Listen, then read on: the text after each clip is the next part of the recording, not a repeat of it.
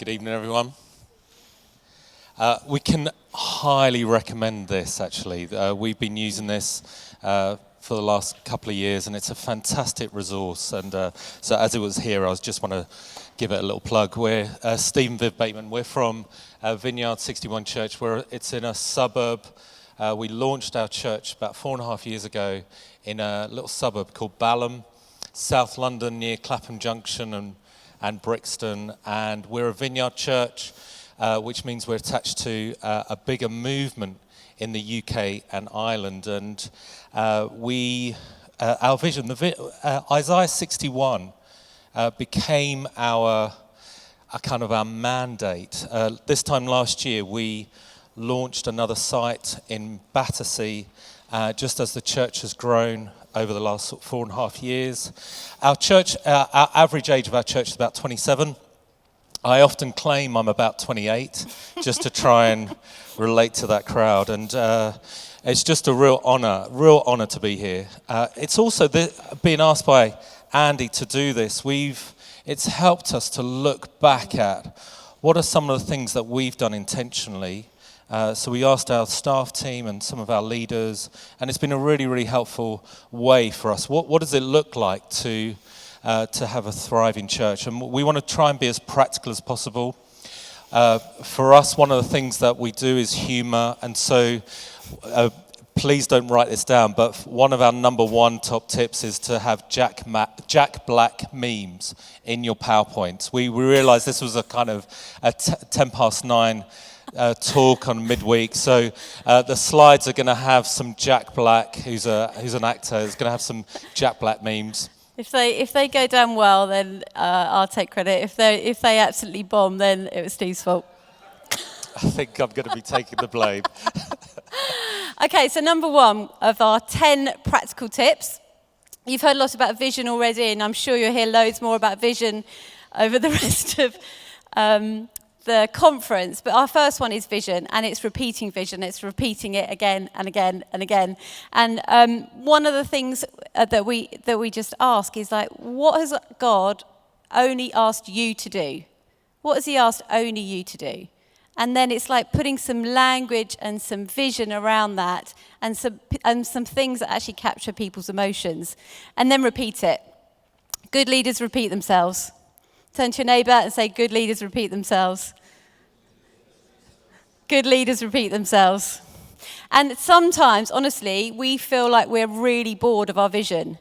But we keep having to repeat it, and we keep repeating it. And in multiple ways, in multiple environments. And we knew we were onto a winner when our kids started repeating some of the phrases back to us. So just keep repeating the vision, and in multiple ways, multiple environments. Vision casting is a bit like a London bus. On the front of the bus is the destination of where it's going. And leaders are vision casting and inviting people to hop on. This is where we're heading, and we're inviting people to join us. So this is the 155. It's going to Elephant and Castle. Who's coming with us? And one book in particular to recommend, if there's one book on vision, it's a book by Andy Stanley. I think it's come up saying Visioneering. It's a brilliant book on vision. So that's number one. Okay, number two. One of the things that we've noticed is that we start, we stop, and improve a whole bunch of things. Over the last 4.5 years, we've started loads and loads of programs and events, but we've also stopped a number of things. But also we are improving. Our thinking is that we want to start things quickly, we want to stop things thoughtfully, and we want to improve things continually. And one model that we use regularly is probably on the next slide here, is just this 4-quadrant model where on the horizontal axes you'll see investment and cost as one line, and the vertical axis is all about kingdom impact. The horizontal line is really things that we do involved time, energy, resources, and money, and staffing. We want to know, do those things that we do have a good kingdom impact? And the bigger the kingdom impact, the more juice we want to give to it. If we go to the next slide. And so what we do is we'll often just look at some of the events and programs that we do and ask ourselves, is this program safe? Is it good enough? Is it a gold mine, or is it just foolish? Is it just the foolish thing to do? And so even the last 6 months, we can know that we just might, maybe if you go to the next slide as well, we'll just look at various things that we do and say, is this, what we're looking for is the gold. We're looking for the things that have low cost, low staff investment, low resources, but that have a powerful kingdom impact. So one of the things that we do really well is our job club. We run a weekly job club, which we started. The first thing that we started as a church was a job club. And we run this every week. We have about 20 to 25 people who come in for coaching and support. And we're getting them jobs, and we're helping individuals to find jobs. But we also offer prayer coaching as well. And so people who are now being given jobs are also finding faith and enjoying the community as they get part of our church. And so we often mark our job club as gold mined. In terms of financial cost, that costs about £4,000 a year to run. But the kingdom impact is really, really powerful. We then stopped a monthly women's event that was happening because there was lots and lots of investment in terms of staff, energy, money, but about 30% of our members, our women members would go to that. And so we just decided to stop that. We used to have newsletters, weekly newsletters that we printed off. And we realized that the time it took to collate all the details, collate all the diary, to produce those weekly bulletins, actually that was just a bit foolish. So we just stopped that. We did that for a couple of months and then just stopped that. And so it's a really helpful tool to start, stop, and improve. Okay, number 3. Okay, number 3 is identify, recruit, and release leaders. The health and growth of your church ultimately rises and falls on the quality and the quantity of your leaders. We're always looking for people who can come alongside us to help out and serve the same vision together, and then encourage other people to do the same. And we want to identify those whose God is highlighting. We then want to recruit them by asking them and calling them into the vision, and then setting clear expectations, and then ongoing training, and ongoing training, and ongoing training. We really give people permission to be themselves and not just to be a carbon copy of somebody else. So to bring all their gifts and their character and their personalities into that. And then we really celebrate stepping out. We don't necessarily celebrate success. So that allows people to fail and to fail well, and then learn and not make the same mistakes again. And we take loads of risks on people. Because we grew so quickly and so fast, often we would ask people to be leaders who we didn't really know very well. And we just almost sniffed it out, you smell like a leader, you'll do, go and lead. And some people didn't do so well, but most people just thrived on the challenge. And they just want to be given opportunities to be able to step into that. A big part of this, I think, is getting rid of your own ego. Some of our leaders are way better at doing a lot of the things than we are. They're more naturally gifted, they're more experienced, and we know that God has called us to this role, so we can be confident in that and allow other people to outshine us. Andy and Joe are part of our church. They sometimes lead meetings and preach, and they're amazing. We take notes. But we can be confident that who God has called us to be, other people can be way better at us, all sorts of different things. In every team, we'll have leaders, we'll have deputies. We're constantly repeating that you need to work yourself out of a job. During the summer, we take 2 months completely off preaching. We give people that have never preached before an opportunity to preach and just see how they do and then provide feedback. We allow gaps in our gatherings. Some of these gaps are unintentional, some of them are intentional. But we need to not do everything for everyone. People need to go, I'm needed here. I can see the gap. I can help. If you do everything for everyone, then you'll have a church of observers and not participants. Even if someone's there for the first time, we'll often say, can you stack some chairs? Can you help with tea and coffee? People want to feel needed and want to feel involved. We heard of another church who had a similar building to this. And what they would do is they would stack all the chairs away at the end of the meeting and then get another team to put them all back again because they wanted to create more ways of people getting involved. So even though it was more work, they just wanted to create more teams and more ways of people volunteering and being part of something. And then finally, just notice who is serving. These are the people that we want to enable to lead. We had one person very early on who said to us, you do really well to get me preaching. We were like, great. Can you join the setup team? Can you stack up some chairs? And they have actually now preached, but we want to see people lead with the heart of a servant before they do anything publicly. Number 4. Number 4 is probably one of our main emphases of our church, that we want to see social transformation in our local neighbourhood. Some of the aspects of thriving churches is, one, churches that are outward facing, outward looking, compassionate. We really believe in this kind of metaphor that we're more of a river than we are a lake. We're more flowing outwards rather than trying to consume and just be a stagnant pool. And so one of the things that we've noticed is that people are beginning to, and have been compelled by this vision that actually we want to make a difference in our community. One of the things that we were challenged by God, just as we were preparing for church planting, was in 10 years' time, when your church reached 10 years old and you suddenly shut down, would your community notice? So this Sunday, if your church just stopped, would your community notice? And that's kind of compelled us to become more of an outward-facing church.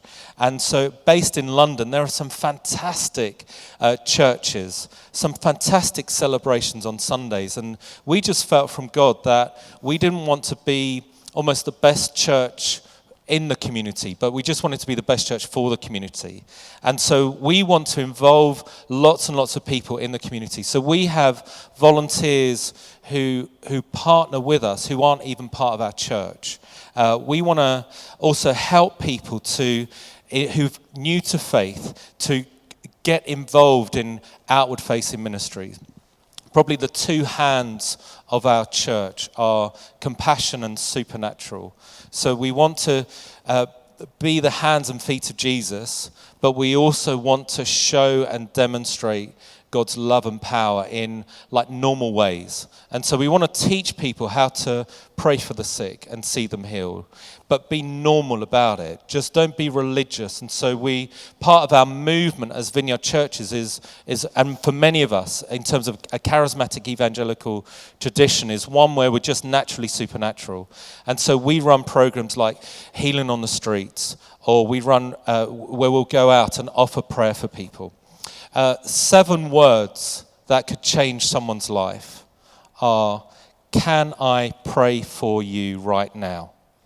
And we train people and teach people just where they are, whether they're at work, at rest, and at play, to offer that. We believe in an Acts church where God's love and his power can be released through ordinary people. We'll often say in our church that this church is made up of ordinary people, led by ordinary leaders, but with an extraordinary God alongside of us. I think one of the points just on that as well is that the outward-facing part of our vision is really attractive to millennials, and I think we just stumbled across that, if we're totally honest. But millennials are looking to make a difference, and when they've seen the vision of an outward-facing church, they've gone, I want to be part of that because I want to make a difference. Number 5, the project is us. This is the really annoying one, if I'm totally honest, because we all think we're there for everyone else, don't we? And we all think we're here to extend God's kingdom. But the reality is that God is ultimately interested in us and in our own walk with him. And I find it so easy to read something in the Bible and think, oh, that would make a great preach, or that would be a great word to encourage someone with, rather than just going, Holy Spirit, what do you want to actually say to me? And let God minister to me. So cultivate your own relationship with God. Meet with God for yourself and not just for others. Your church will look like you, whether you like it or not. It's just part of the DNA of how organisations work. Do you want your church to look healthy? Do you want it to replicate health? And then I know this is often talked about and it's really obvious, but don't prioritise ministry over family and your own time with God and your own relationships. Just practically, we both have a spiritual director. We've had coaching. We've had periods of marriage counselling together. We try to go on regular retreats on our own. We're aiming to build in a sabbatical after 7 years. Good old Andy Stanley again, he says, if you focus on growth, you don't get growth. If you focus on health, you get health and growth. Okay, number 6. The images get slightly more risky, so I can only apologise for number 9. Number 6, systems and administration. We want to celebrate administration. We believe administration fuels revival. And so when we launched our church, so there was 10 of us. When we started our church and a dog, there was 10 of us that launched. Don't look at me when you said the dog. Our dog. Our dog. We had 10 of us, but we thought, what would a church of 100 look like? And we built some systems to create a community of 100. And as we neared that 100 mark, we then thought, what does a church of 250 look like? And so we're constantly creating systems that create growth for us. 95% of what we do and what you and I do involves project management, event planning, forecasting, and we're in the people business. 5% of what we do is here. Most of what we do is behind the scenes, and so we want to have systems that help our culture. And so I can't recommend these particular systems enough. So we support some other church planters, and we just say, get Church Suite. It's your online database, which covers the people, small groups, rotas, your giving, your booking systems, everything that you need behind the scenes. So we just say, get Church Suite. Have a great online accountancy software. So we use Xero. We have gone into bed with stewardship in terms of payroll, our accounting, some of the services they provide for trustees, and there's some great organizations that don't think that you had to create some things yourself. People have done that for you. And there's no such thing as a shy church planter or a shy church leader. There are people out there that can help you, and so we want to make that available. We use Google Drive to organize all of our files and our spreadsheets and our emails. Our metrics tell us a story and an overview of what's happening in the life of the church. And so we are constantly looking at metrics to determine, predict forecasting, but also see where there are some ways that we can help and support people. So systems and administration are your friends. Number 7, welcome and hospitality. We have a really, really high value on this, and we actually have quite a high budget for this as well. We believe in excellence. We believe Jesus believed in excellence, and not just serving up dry biscuits and cheap instant coffee. Great biscuits, by the way. We checked them. They were really good biscuits. Church can be a really daunting place for people that have never been to church before, and we want people's experience of church right from the very beginning to be really positive. One of the things we decided to do when we first planted was to advertise our gatherings as starting half an hour before the actual service begins. And this just means that we've had lots of time before the actual service begins to properly connect to people and to build relationships. And it's really built community. And this has encouraged people not just to turn up on the dot and to go home again having not connected with anyone else. In our pre-service prayer meetings, we tell everyone we're hosting a party. Look out for the people that are on the edge. Look out for the people that are new. Invite them in. Invite them to get to know other people. And then we just provide really good coffee and really good teas. And in the morning, we have the most incredible fresh pastries from the local bakery. And in the evening, we have pizzas from Papa John's. And so many people comment on how welcomed and valued they have felt because of the standard of coffee or the standard of pastries. It's quite incredible. Like, things like that can communicate a lot of value to people.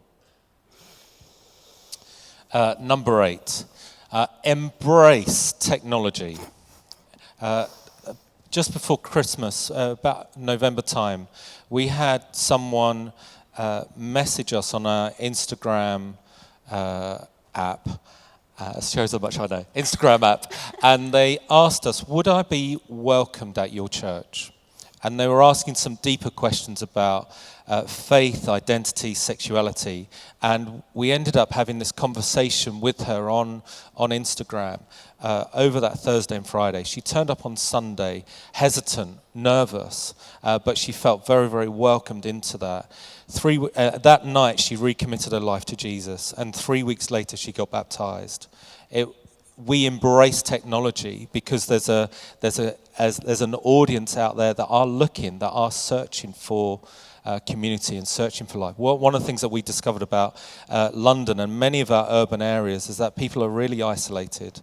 They're connected, but they're disconnected from relationships. And so church is a fantastic place where people can connect. We spent a bit of time when we launched our church on our website. I really believe it's your first front door into people coming into your gathered environment. And people want to know, where do you meet? When do you meet? Is there parking? All of those practical things. So we targeted our website for new people that were going to come to our church rather than for its church members. If you ask any of your church members, when was the last time they checked your website, it was probably months or even years ago. Your website, the target audience for your website are new people who are checking out your church. And so if you don't know how to build a website, find some people who can create a good website. There are so many church websites out there that I wish we could just give them a template of how to do that. And so keep it simple. Focus on your visitors. You don't need everything that you do on your website. And please don't use stock images. People want real images of what's happening in your community. Okay, that's number 8. Are you ready for number 9?